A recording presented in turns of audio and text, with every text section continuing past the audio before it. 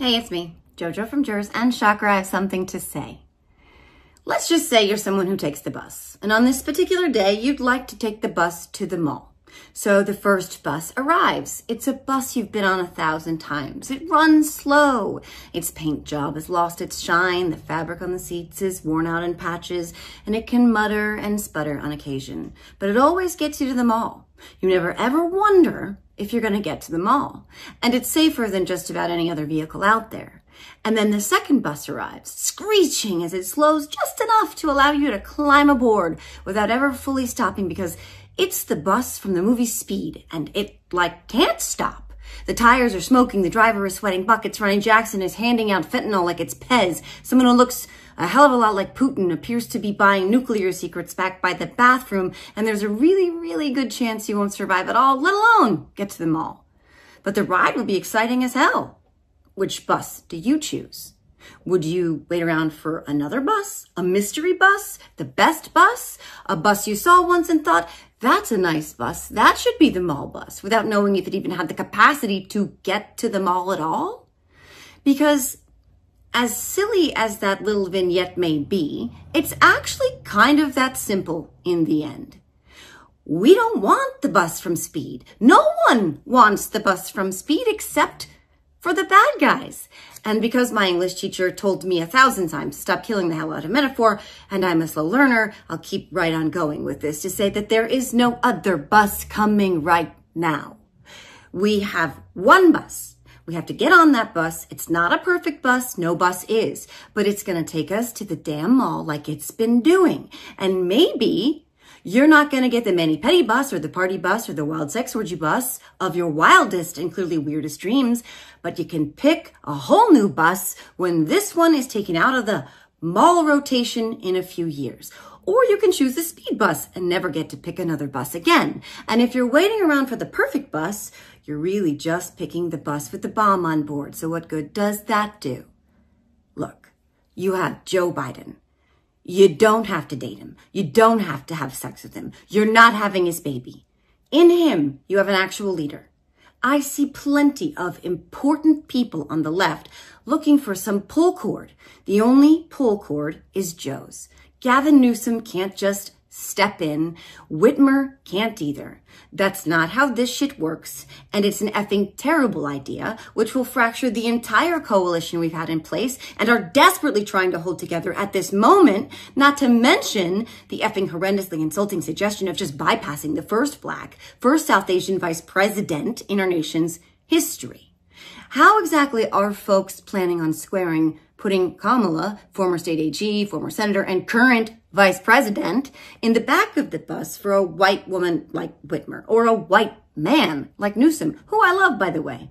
You can throw polling at people all day long. You'll never make that look like anything better than what it is. And that's nothing against Gretchen. She's great. It's just not right. It's a reaffirmation of systemic racism in this country, and it will do tremendous harm and shouldn't even be entertained. Not to mention the fact that we would lose. Look, people need to effing chill. Joe Biden doesn't have to be your dream date. He has to be a guy who's going to continue to steward this country well, safely, and competently. And he wants good things for us. He's gotten massively good things done for us.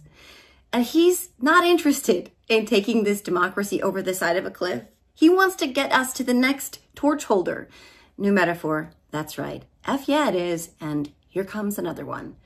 We've had 4 years of him keeping us on solid ground, and we get 4 more years of him making sure the foundation is sound, the cracks repaired, the immediate threat to democracy vanquished, if only for now, so that he can pass the torch that's still lit to the next generation. And in that race, we can duke it out over who we think is best.